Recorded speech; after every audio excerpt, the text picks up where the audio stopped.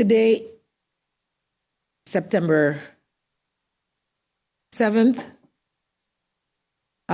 we are 1 day past the fifth anniversary of Hurricane Irma.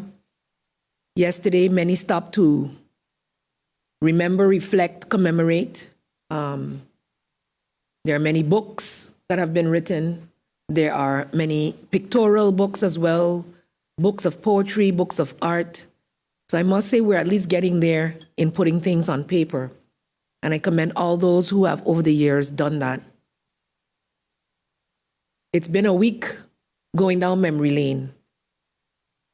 Just when this thing of Hurricane Luis was finally, you could say, behind us, we were faced with another monster, and one of preposterous proportions which we'd never faced before.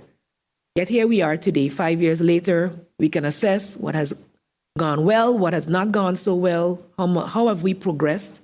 But I must say, with every day, we continue to progress. We would like to have been further, but of course then the pandemic caused its own problems for us and set us back again. So I just wanted to take a minute to remember those who have passed, to remember those who are still suffering as a result, and to wish you all strength. We as government will continue to do what we can. And as you know, our trust fund projects are still on the way. Some finally being able to move out. Schools are finally starting the process, as well as several other projects that have been underway.